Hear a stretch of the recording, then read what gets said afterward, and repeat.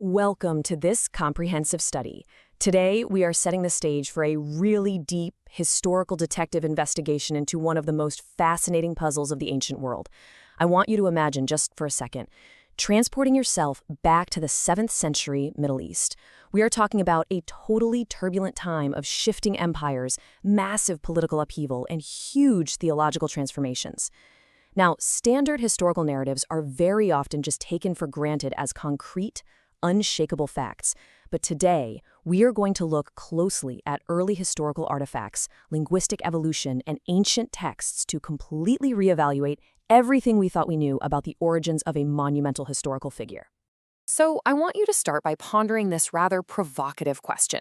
What if history's most famous name began not as a personal identifier, but as a title? Seriously, think about that. Imagine, for a moment, if historians suddenly discovered that the Roman title Caesar had been mistakenly recorded for centuries as just a single man's first name. It's the kind of question that completely challenges our fundamental assumptions, and it forces us to look at the foundations of history with a totally fresh investigative lens. If a title can literally evolve into a distinct historical person over time, how does that drastically change our understanding of the past? Okay, let's dive into this. Here is our roadmap for this study. First, we'll examine the historical anomaly. Then, we'll look at coins, crosses, and chronicles. Third, MHMD, name or title. Fourth, re-examining the Quranic verses. Fifth, the Abbasid turning point. And finally, a paradigm shift. Section 1. The historical anomaly. Let's jump right into the early physical evidence that seemingly contradicts established narratives and presents us with a really profound mystery.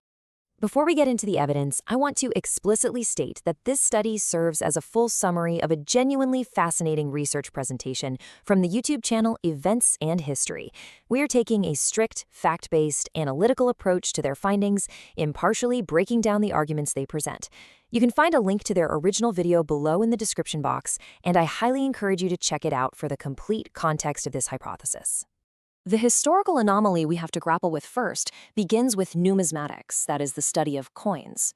Researchers have unearthed early 7th century coins minted in the Levant that feature this bizarre, incredibly confusing blend of iconography. These coins are stamped with both the letters MHND and unmistakably Christian symbols like crosses and even fish. This deeply, deeply puzzles experts. According to the standard narrative, the religion of Islam obviously doesn't agree with the cross and would absolutely not utilize the fish, which historically delineates Christian belief. So this physical evidence directly challenges the assumptions of exactly who or what the term MHMD referred to during this highly specific era. Section 2. Coins, Crosses, and Chronicles. We are going to look closely at historical artifacts and documentary evidence from the 660s, focusing on the Umayyad ruler Muawiyah. So the researchers point us to something called the Maronite Chronicle. This is a highly significant document because it was written in 664 AD. That is just 4 years after the events it actually describes, which is incredibly rare for ancient history. It records the actions of Muawiyah, the powerful founder of the Umayyad dynasty, right when he was made king in Jerusalem. The chronicle details that he sat down and prayed at Golgotha, he visited Gethsemane, and he prayed at the tomb of the Blessed Mary. According to the researchers, these are remarkably Christian actions. I mean, why would a Muslim leader visit the site of the crucifixion when the standard Islamic narrative states Jesus wasn't crucified? Why pray at Gethsemane? The researchers argue this documentary evidence suggests Muawiyah's beliefs were actually far more aligned with early Christianity than later historical traditions want to acknowledge. The Maronite Chronicle also notes something else that's super interesting. It says Muawiyah refused to go to MHMD's throne, choosing instead to rule from Damascus. Now, if MHMD was a political leader from Mecca, refusing his geographic seat makes very little sense. However, the researchers propose a totally different alternative. In Judeo-Christian theology, the mercy seat was the lid of the Ark of the Covenant, literally the place where atonement for sins was made. By the 7th century, Christians associated this ultimate atonement with Golgotha in Jerusalem. This study suggests that if MHMD is actually a messianic title for Jesus, then MHMD's throne refers to Golgotha itself. Ruling from Damascus was just a strategic political decision for Muawiyah, while leaving MHMD's throne in Jerusalem honored its sacred theological weight. Let's move to Section 3 and see how this builds. MHMD, name or title. we are shifting our investigation from physical artifacts into the realm of ancient linguistics. The researchers lean heavily on the work of respected linguists and scholars like Karl-Heinz Ohlig and Alois Springer. They argue that historically the letters MHMD, which translates to the praised one or the anointed one, was originally an honorific epithet. An epithet is just a descriptive phrase expressing a quality characteristic of the person mentioned. Think of how Augustus was a title meaning revered long before it became synonymous with a specific Roman emperor, or how Christ literally just means anointed one.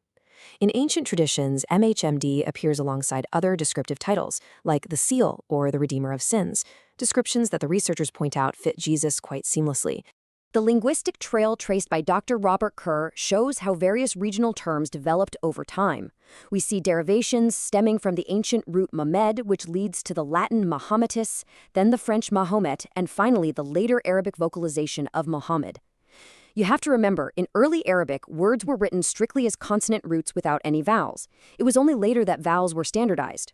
The study notes that once the consonant root MHMD became strictly vocalized and codified as Muhammad, subsequent generations completely lost the connection to its earlier, broader form. The researchers argue that this gradual evolution is exactly what allowed a widespread title of praise to eventually be consolidated into the proper name of a distinct Arabian prophet. Section 4. Re-examining the Quranic verses. If MHMD was originally a title for Jesus, how on earth do we explain its presence in the text of the Quran? Now, what's really interesting is how researchers Mel and Dr. J. Smith break down the 4 specific times this word appears in the Quran.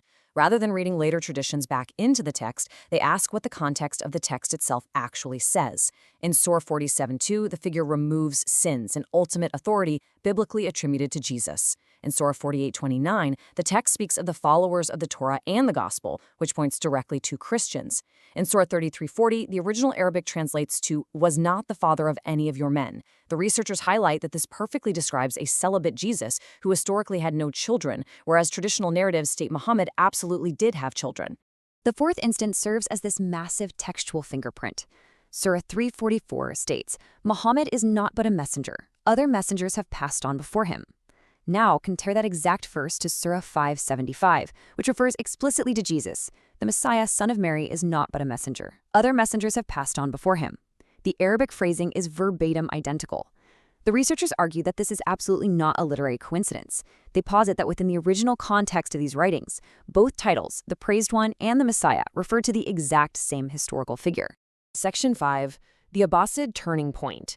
If this term originally meant Jesus, when and why did the narrative undergo such a radical transformation? We have to walk through this critical historical timeline to make sense of the motive.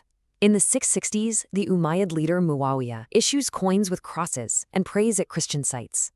By the 690s, another leader, Abd al-Malik, introduces anti-Trinitarian inscriptions. He begins pushing a non-divine view of Jesus as solely a messenger, yet he still utilizes the title Mauhd, or the Praised One, for him. The study hypothesizes that this title was current for Jesus right up until 750 AD.